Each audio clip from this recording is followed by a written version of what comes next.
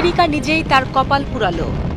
পুরো ইরান অঞ্চল প্রতিশোধমূলক হামলার জন্য প্রস্তুত হচ্ছে ইসরায়েলে, মার্কিন সামরিক ঘাঁটিতে বা হরমুজ প্রণালীর মতো গুরুত্বপূর্ণ শিপিং লেনগুলোতে। পশ্চিমা সামরিক সূত্রগুলো জানায়, যুক্তরাষ্ট্রের চালানো হামলার প্রকৃত ক্ষয়ক্ষতির নিরূপণ এখনও সম্ভব হয়নি, কারণ ১ ডজনেরও বেশি বাংকার বাস্টার, বোমা ও টোমাক ক্রুজ ক্ষেপণাস্ত্র ইরানের মূল পারমাণবিক স্থাপনাগুলোতে আঘাত এনেছে। ট্রাম্পের দাবি যদি সত্যিও হয়, অর্থাৎ ইরানের পারমাণবিক স্থাপনাগুলো ধ্বংস হয়ে যায়, এর অর্থ কিন্তু এই নয় যে ইরানের পারমাণবিক হুমকি শেষ, বরং পরিস্থিতি আরও জটিল হতে পারে।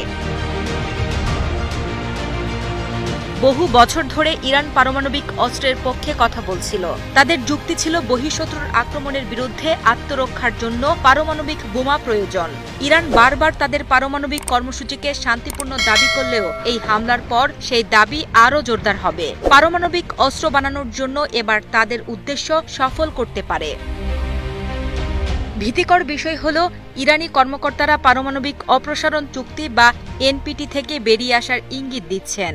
ইরানের পররাষ্ট্রমন্ত্রী আব্বাস আরাকচি বলেছেন, এনপিটি আমাদের সুরক্ষা দিতে পারছে না।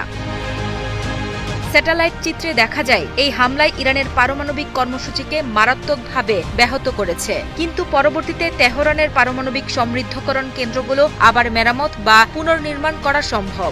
জাতিসংঘের পারমাণবিক পর্যবেক্ষণ সংস্থা IAEA বলেছে, ইরানের তৈরি করা 60% সমৃদ্ধি ইউরেনিয়াম 235 এর অবস্থান সম্পর্কে তারা নিশ্চিত নন, যা প্রায় অস্ত্র গ্রেডের কাছাকাছি। ইরানি রাষ্ট্রীয় গণমাধ্যম জানিয়েছে, হামলা হওয়ার আগেই ফোর্দো, নাতানজ ও ইস্পাহান এই 3 পারমাণবিক স্থাপনা খালি করা হয়েছিল।